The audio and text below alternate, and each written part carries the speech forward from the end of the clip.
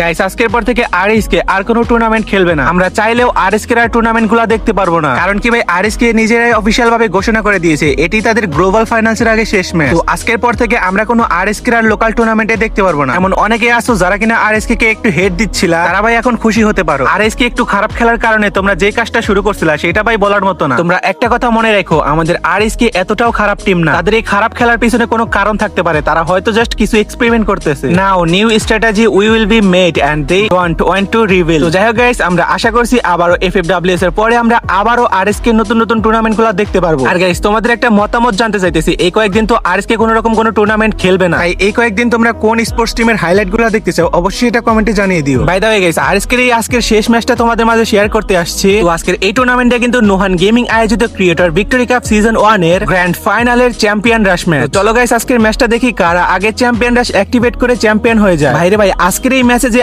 RSK যে পরিমাণে কিল করেছে সেটা তোমরা দেখলেই অবাক হয়ে যাবে। গাইস দেখতে পারতেছো ব্যাকগ্রাউন্ডে চলতেছে এই টুর্নামেন্টের প্রথম ম্যাচ বারমুডাতে আরএসকে কিন্তু মিলের ভিতরে নেমে 4টা কিল করে ফেলেছে। আর গাইস এখানে তোমরা দেখতে পারতেছো ফ্যাক্টরির সামনের দিকে একটা স্কোয়াডের সাথে কিন্তু আরএসকে টিমের একটা ফাইট হতেছে। আর এখানে দেখো কুট্টুস আর ফ্লিকার মিলে কিন্তু একটু হালকা পাতলা ড্যামেজ দিয়েছে, আর ব্লেড এসএইচটি দিয়ে কিন্তু এনিমিটাকে ইজিলি মেরে দেয়। এন্ড গাইস এরপরে কিন্তু এনিমি একটা ছিল ওইটা কিন্তু লঞ্চ প্যাড মেরে যায়। দেন গাইস একটু পরে কিন্তু আমরা পিকের ভিতরে আবার একটা ফাইট দেখতে পারি। তো এখানে দেখো কুট্টুস কিন্তু লঞ্চ প্যাড মেরে চলে এসেছে, আর ফ্লিকারও দেখো ছাদের উপরে চলে এসেছে, আর ছাদ থেকে যেন তার টিমমেটদের ব্যাকআপ দিতে পারে সেই চেষ্টা কিন্তু করতেছে। তো যাই হোক গাইস এখানে দেখো ঘরের ভিতরে কিন্তু একটা ফানি গেমারের টিমমেট ছিল, ওইটাকে কিন্তু ফ্লিকার একটা শট লাগিয়ে দেয়, দেন কিন্তু আরো একটু ড্যামেজ দেওয়ার চেষ্টা করে। এরপর দেখো কুট্টুস আর নিজাত মিলে কিন্তু দুইটাকে ডাউন করে দেয়, আর ব্লেড কিন্তু এটাকে কনফার্ম করে নেয়। গাইস বয়েজে অনেক নয়েজ আসতে পারে, তোমরা একটু ইগনোর করো প্লিজ। তো যাই হোক গাইস এরপর যখন আরএসকে রোটেশন নিয়ে পিকের দিকে আসে, দেন ফ্লিকারের সামনে কিন্তু একটা এনিমি গাড়ি নিয়ে যায়, ফ্লিকার কিন্তু দুইটা শট দিয়ে ইজিলি এটাকে নক করে দেয়। এন্ড গাইস সুন্দরভাবে ফ্লিকার কিন্তু কিলটা সিকিউর করে ফেলে। এরপর গাইস পিকের ভেন্টিন মেশিনের ঘরে যেতে না যেতে ব্লেডের সামনে কিন্তু একটা স্কোয়াড চলে আসে, ব্লেড কিন্তু হালকা পাতলা ড্যামেজ খেয়ে যায়, দেন কিন্তু গ্লোয়াল মেরে প্যাক করে ফেলে। এরপর গাইস ব্লেডের স্পিডটা রিকভার হওয়ার সাথে সাথে কিন্তু এনিমির উপর ঝাঁপিয়ে পড়ে। এখানে দেখো ব্লেডের M590 এর আক্রমণ বাট শর্ট কানেক্ট করতে পারে না, আর এদিকে কুট্টুস কিন্তু এনিমিটাকে ইজিলি মেরে দেয়। এর কিছুক্ষণ পর গাইস আরএসকে টিমের সাথে কিন্তু ফাইনাল ফাইট শুরু হয়ে যায়। এখানে তোমরা দেখতেই পারতেছো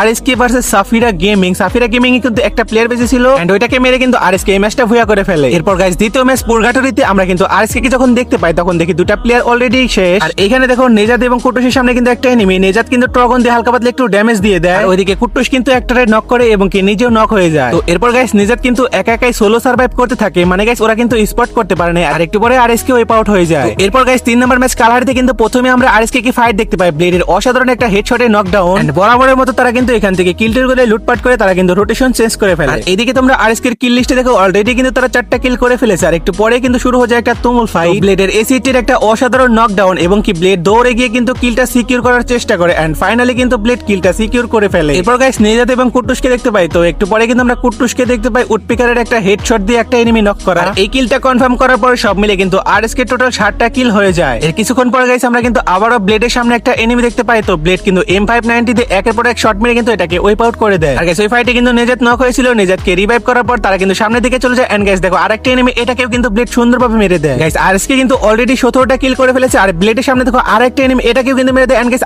আরেকটা কিন্তু নক। কিছুক্ষণ পর গাইস আরএসকে সামনে কিন্তু সাফিরা গেমিং দের একটা স্কোয়াড থাকে, ফ্লিকারের কিন্তু M8 দিয়ে অসাধারণ একটা হেডশট, এন্ড গাইস সামনে কিন্তু আরেকটা এনিমি ছিল এটাকেও কিন্তু ফ্লিকার সুন্দরভাবে নক করে কিলটা সিকিউর করে ফেলে। এরপর বাকি আরো একটা এনিমি ছিল এটাকে কিন্তু স্নাইপার দিয়ে দুটো শট মেরে ইজিলি ফ্লিকার মেরে ফেলে। তো গাইস ওই ফাইটটার পর কিন্তু আরো একটা অসাধারণ ফাইট দেখতে পাই, তো এখানে দেখো ব্লেড কিন্তু অসাধারণ একটা হেডশট দিয়ে একটাকে নক করে ফেলে। আর তোমরা দেখতেই পাচ্ছো গাইস আরএসকে কিন্তু টোটাল 26টা কিল হয়ে গেছে, আর সামনে কিন্তু একটা ছাদের উপর এনিমি, আর নেজাত উড়ে গিয়ে কিন্তু এটাকে একটু হালকা পাতলা ড্যামেজ দেয়, দেন গাইস ব্লেড কিন্তু এটাকে মেরে দেয়। আর গাইস এটা কিন্তু ইটস কাব্যদের স্কোয়াড ছিল, তো এখানে তোমরা নেজাদের একটু খেলা দেখতে পারবা। দেখো ভাই নেজাদের অসাধারণ কিন্তু একটা গ্রেনেড থ্রো, গ্রেনেডটা মারার সাথে সাথে কিন্তু ইটস কাব্য টিম এখানে ওয়েপ আউট হয়ে যায়। এরপর গাইস শুরু হয় আমাদের কালাহারি ম্যাচের আরএসকে এর সাথে ফাইনাল ফাইট। গাইস দেখতেই পাচ্ছো 3টা স্কোয়াড রয়েছে, ফানি গেমার, আরএসকে এবং কি এস2কে। এস2কে একটা প্লেয়ার ছিল ওটা মরে যায়, এবং কি ফানি গেমার এবং আরএসকে এর একটা লাস্ট ফাইট হয় 2 ভার্সেস 2 সিচুয়েশন। গাইস তোমরা জাস্ট আরএসকে এর কিলের দিকে লক্ষ্য করো, 34টা কিল ভাই। এরপর কুট্টুস মরে যায় এবং ফ্লিকার একাই বেঁচে থাকে এবং ফ্লিকারকে মেরে দেয়। এই ম্যাচটা কিন্তু ফানি গেমার বুয়া করে ফেলে। তো এখানে গাইস তোমরা ওভারঅল স্ট্যান্ডিংটা দেখতেই পারতেছো, আরএসকে কিন্তু 88 পয়েন্ট নিয়ে টেবিল টপ অনে আছে, শুধুমাত্র